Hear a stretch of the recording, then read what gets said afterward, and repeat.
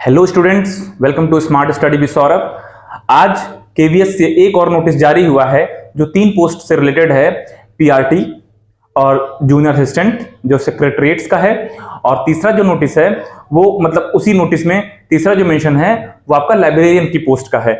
ये तीनों ही जो एग्जाम्स हुए थे ये अलग अलग मल्टीपल शिफ्ट में हुए थे, तो इन्हीं पे नॉर्मलाइजेशन का बहुत दिनों से प्रॉब्लम चल रहा है कि हाँ नॉर्मलाइजेशन होगा कि नहीं होगा। तो नॉर्मलाइजेशन तो होगा, ये पहले भी न्यूज आ गई थी। तो नॉर्मलाइजेशन का जो बेसिस है आप देख सकते हैं कि जो नोटिस आज का रिलीज हुआ है इस पे क्लियरली मेंशन है। सबसे नीचे देख लीजिए, साफ साफ लिखा है कि परसेंटाइल के बेसिस पे होगा, कि नॉर्मलाइजेशन जो है परसेंटाइल के बेसिस पे होगा। क्लियरली उन्होंने कहा है कि अलग अलग शिफ्ट का पहले डिफिकल्टी लेवल देखा जाएगा और फिर उसमें जैसे भी आएगा तो उस परसेंटाइल लेवल के हिसाब से देखा जाएगा। अब बहुत से लोगों को परसेंटाइल के ही बारे में नहीं पता होता कि एक्चुअली परसेंटाइल होता क्या है। तो अगर मैं परसेंटाइल की बात करता हूं तो होता यह है कि इसमें एक्चुअली एक्यूरेसी बहुत मैटर करती है कि आपका एक्यूरेसी कितना है, ठीक है। और एक्यूरेसी जितना अच्छा है, एक्यूरेसी का मतलब आपका 180 क्वेश्चन है और जितना आपका सही है और कितना आपका गलत है, मतलब राइट क्वेश्चंस और रॉन्ग क्वेश्चंस, ठीक है। इस पे बहुत डिपेंड करता है कि अगर आपके कम से कम रॉन्ग क्वेश्चंस हैं तो नॉर्मलाइजेशन में इसका बहुत फायदा मिलता है। और अगर आपको इसको पता करना है तो मैं आपको बता दूं कि जो मेरा अभी जो यूपी पीईटी का एग्जाम होता है, प्रिलिमिनरी एलिजिबिलिटी टेस्ट यूपी में जो होता है, अभी मेरा ही रिजल्ट आया था।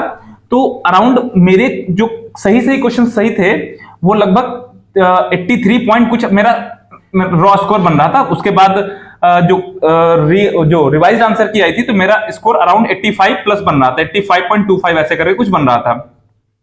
लेकिन मेरे क्वेश्चन जो ओवरऑल गलत थे वो सिर्फ 6 क्वेश्चन ही गलत थे और बाकी मैंने कुछ छोड़ दिए थे, शायद 5 या 6 ही क्वेश्चन गलत थे। तो जब नॉर्मलाइजेशन होकर के आया, 4 शिफ्ट में पेपर वो भी था, तो जब नॉर्मलाइजेशन होकर के रिजल्ट आया तो मेरा स्कोर जो है वो काफी बढ़ के 85 से सीधे 90 पॉइंट कुछ पहुंच गया था, अराउंड 91 आप कह सकते हैं पहुंच गया था।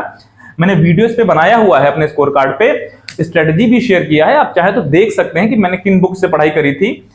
तो ये 91 आपका स्कोर क्यों बढ़ा, क्योंकि मेरी एक्यूरेसी काफी अच्छी थी और नॉर्मलाइजेशन में मुझे फायदा भी बहुत अच्छा हुआ।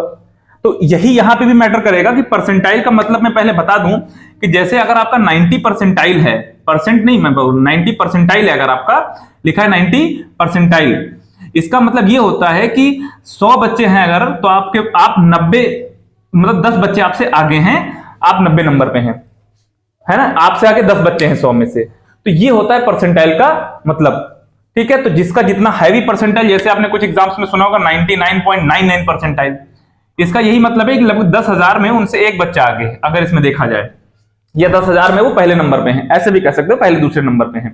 तो ये होता है परसेंटाइल का मतलब। परसेंटाइल और परसेंटेज का कोई रिलेशन नहीं होता, इस चीज का आप लोग ध्यान रखिएगा। तो अब यहां भी एक्यूरेसी मैटर करेगी। इसका मतलब है कि जिसके ज्यादा सही होंगे उसको, और अगर वो डिफिकल्ट शिफ्ट में हुआ तो उसको सबसे ज्यादा फायदा मिलेगा नॉर्मलाइजेशन का। तो और प्लस अब इससे ये भी एक चीज क्लियर हो रही है कि नंबर लगभग बढ़ेंगे सबके, कम नहीं होंगे किसी के। जैसे एसएससी में होता है नंबर कम किसी के नहीं होते हैं, ऐसे ही चांसेस ये हैं कि किसी के नंबर कम नहीं होंगे।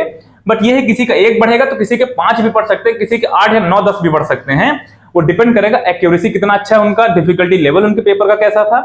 लेकिन सबसे ज्यादा जो फायदा होगा वो मैं बता दूं आपको कि सबसे ज्यादा जो फायदा होगा वो अगर डिफिकल्ट शिफ्ट है किसी का, ठीक है। जैसे 25 की शिफ्ट एक दो डिफिकल्ट थी, 21 में सबसे पहली बार ही जैसे रिमझिम से क्वेश्चंस आने लगे तो उनको फायदा मिलेगा, क्योंकि लोगों को ये नहीं पता था कि रिमझिम से सीधा क्वेश्चंस आएंगे, राइटर्स के नेम वगैरह, तो उनको फायदा मिलेगा।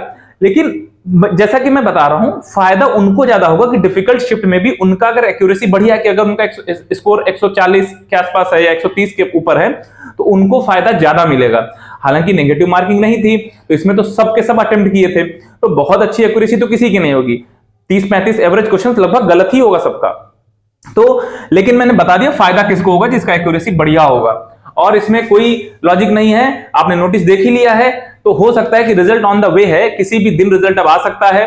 क्योंकि नॉर्मलाइजेशन अगर उन्होंने लिखा है कि एज इन्फॉर्म्ड, आपने देखा था साफ साफ नीचे की लाइन में लिखा था कि as informed the normalisation will be based on the क्या बोला था, परसेंटाइल बेसिस, है ना। तो बस जिसका जैसा परसेंटाइल उसको वैसे ही मार्क्स मिलेंगे।